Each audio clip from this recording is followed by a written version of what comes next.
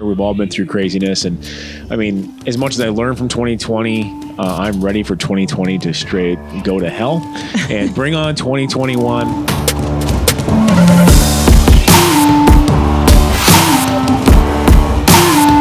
If we continuously use the prism of red or blue to justify our actions, our inactions, our natural bias, or our own opinions, instead of using the premise of right or wrong, we are all screwed. Welcome to the Now or Never podcast, all things entrepreneurship, people who just take life and kick it square in the ass. I'm your special host. Well, I'm your only host, Tim Rexius. For anybody else new to the podcast, I am the CEO and president of Rexius Nutrition Stores, Rexius Franchising, Vital Health International, and co-owner and co-founder of Iron Heaven Gyms. This podcast is usually all about entrepreneurship, people who just do great things from pretty much all over. It used to be just the Midwest. Now we kind of get the chance to interview guests all over the place, and it's about motivation. It's daily life. We usually do a lot of podcasts that tell stories, other people's success stories, their journeys, because it brings motivation, inspiration, and hope to people that might be in similar circumstances. One of our former guests on the show, more than once actually, the Mountain Dog himself, John Meadows, and a very, very good close friend of ours, passed away this last Saturday very suddenly in his sleep at 49 years old. And honestly, I'm still in shock. And, it's one of those guys, I got to become friends with one of my heroes. And I had a note in my phone from about 4 or 5 weeks ago. I was listening to one of Andy Frisella's podcasts, the Real AF, I think. And he said, he made a statement, said, thank your heroes, And so I wrote the note in my phone. And John's one of those guys. And not because of his bodybuilding acumen, not because of his business sense or anything like that, just because of the kind of person he was. And honestly, like most things we do, we put notes on our phone, we put notes on our thing. And a lot of times we just, we'll get to that later, or we'll get to that later, we'll get to that later. And it's just another reminder of just how incredibly precious life is and how we are all always walking around on borrowed time. And we can't sit around always thinking that tomorrow is going to be there, that we need to take action today, that we need to tell the people that we admire, people that we love, all those things, but people that have inspired us, we need to tell them thank you.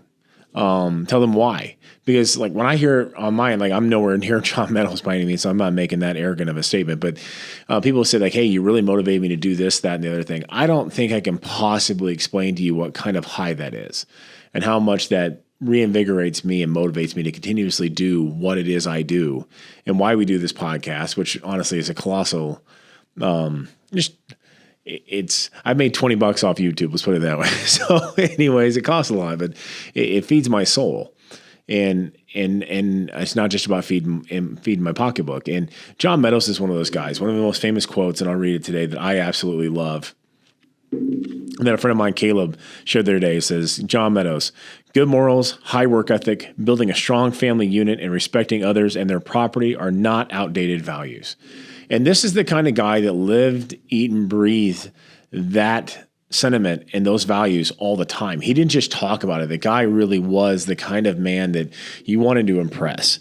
And I got the opportunity to do a podcast, and I'm going to have Chad do a cut up of it here sometime soon. Because it was a long podcast, but I kind of wanted to just go back to the John Meadows as the first episode of season 2, I believe, or one of the episodes of season 2. We were in the gym, and he came with our good friend Paul Callahan, and Brittany and I were on there, and it kind of told his story about how he came up and the things he did and the choices he made that led to where he's at now. A man that loved his wife fiercely and his kids, a great family man who honestly brought a lot of integrity and good value and morals back to this industry that we are in. Whether that be public speaking, whether that be the nutrition and health and bodybuilding industry, the man was in a class of his own when it came to class itself, and somebody that I aspire to hopefully be like as I get older too. And he's only 9 years older than me, but I got the chance to interview him. I got a chance to Zoom podcast with him last year during COVID. He came in before we even opened an Iron Heaven Gym to the Super League event with Ed Koo. And then he came back, and Nick and I got the illustrious honor to do a John Meadows leg day with John himself. And John and I joked about it later. He's like, you really killed it. And I had to tell him later, I took 2 scoops of pre-workout and ended up throwing up in the bathroom, but I couldn't, it's my hero. I got to train with my hero. And I wasn't about to get shown up just because Nick's like 10 years younger than me. So, but just the honors I've got to know this man. And Jack Titone, Titone, a good friend of ours who's the NPC Midwest chairman, put up a post. It's not the amount of money that somebody has or left in the bank when they leave, but the impression upon which they leave other people with. And looking at the response over the last couple of days on social media by the people who were just admired and adored John and had, I mean, nobody could really have a cross word to say about the guy, because I guarantee if you had a problem with John, you're the problem. He was just that kind of guy, that kind of high moral fiber and integrity that I think we all should aspire to be like. And that begs the question, what kind of legacy are we all leaving? Or what we're doing during the day just for monetary gain? Or are we doing it to help other people? Are we a help other people first mentality? I know that's how I try to live my life as much as is humanly possible. I make a lot of stupid ass business decisions for the benefit of other people because I believe in karma. I believe in what goes around comes around. I believe that, being a good person, should be first. It doesn't mean you have to be stupid. Doesn't mean you have to be weak. People mistake niceness for weakness and a lack of intelligence all the time, and that's their mistake. But it's not. I think it's a strength. I think it's massively a strength to show that you're willing to help other people first. And John embodied that as much, if not better, than anyone I knew. And it sucks. And he's got two young boys and his wife, and they're going to get to see. I mean, it sucks for them. My heart breaks for them. I have 6 children myself, so I understand. I can't even imagine leaving them right now in my life. But they're going to see him immortalized in the videos, the thousands of videos that he has online. Now, grandmas are bodybuilding. You can see his integrity through everything he does. And, our prayers go out to his family. And, it's really rocked Brittany and I can tell you that for sure. And not the kind of news. I mean, it's always one of those things like why Lord takes such a good man when there's so many shitty people out there. But God wanted him back, and the guy was a phenomenal faith man, had a great foundation of faith. And, I think it's more about his family and his kids. It's one of those things that, boys need their dad around. Girls do too. I'm just saying, like, he has 2 sons, and I said this the other day when we were talking yesterday, and they're like, "Are you scared to die?" No, I'm not. My faith is so strong that I'm not afraid to meet my maker. I have zero fear of meeting my maker. But 10 years ago, not the case. Like I knew I was quite the piece of shit. And, I really think that I'm not perfect by any means. I fuck up constantly, but, I'm a constant chase imperfection that will never get there, but I'm attempting always and to be a good person. And, I'm not afraid to meet my maker whatsoever. Maybe you all need to ask yourself that question. Are you ready for that point in time? Have you done? And I know the legacy I'm leaving, it's not where I want it to be yet by any means. I want a legacy that's talked about for generations. And so that's my main driving factor. It's not money, it's legacy.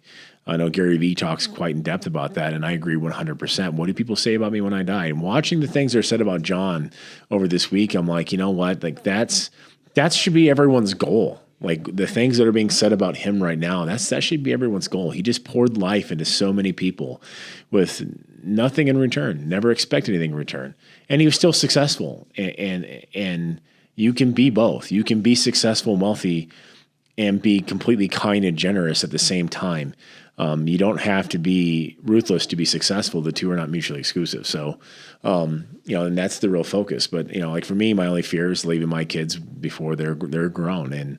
And so I know that, I don't know a single dad out there that doesn't feel exactly the same way, or mom, honestly. And so my heart goes out to their family. And I think we all need to sit there and thank your heroes. My other hero, Steve from Eric, who passed away about, God, it's got to be 11, 12 years ago now, or 13 maybe. And, I never got the chance to tell him. He was also the kind of guy that you just wanted to impress no matter how long you'd been in the business. Even if you were older than him, you wanted to impress him. And that's the kind of management style I think I've always tried to emulate. And I have a few other heroes I need to think. Andy Frisella, I don't even sell your brand in my stores yet, but I will. You have inspired me about never being satisfied and wanting to go to the next level and taking things to scale to go for the thing that everyone else says is completely nuts, but still holding integrity to your standards. You never sold out. I see a lot of brands right now selling out, brands that I deeply admire that are all for the working man, the American man, and they sell it to a Chinese company. It's rhetoric. At the end of the day, your morals and standards, how strong are you? Are you able to turn money down when it's staring you in the face, to stand up to your morals and values, to stand up for what you say you believe in, or not? And I don't judge anyone for choosing the money. That's on them. I'm just saying that what I want to be is somebody like what Frisella has done with First Form and his brother Sal, where they haven't sold out. There's no Walmart, there's no GNC. They've actually stuck true to their morals and values and their code, and that's somebody that I really want to meet. And just thank him for the motivation. That's his podcast is the one that I listen to quite a lot. I listen to Gary Vee quite a bit. Would love to meet Gary Vee as well. Definitely in the top 10 list. But it's just your chance to say, I mean, if your hero is your mom or your dad, tell him. If it's your boss, tell him. If it's somebody else you compete against that inspires you to get to where you're at, tell them. Nothing's ever lost with a compliment. I mean, sure, there's a few assholes out there that might be, assholes, but for the most part, tell them like that. And you don't understand how much that drives and feeds and how much it makes people, when I hear it, makes me want to do it even more. It makes me want to give it out for free even more, the advice and all the things that we do. And that literally is what this podcast is about. So it's a short one today, guys. If you don't know who John Meadows Mountain Dog is, look him up on YouTube. Look him up on Facebook, and you will see the kind of man that we all should aspire to be. So God bless, and we'll get you guys back on the next episode. The way I think about it is, when I think about when I'm with my kids, you need to spend time with them. That's one thought, but it goes beyond that. It's being in the moment and being present instead of just thinking, well, I spent 2 hours with them yesterday. What did they get out of that?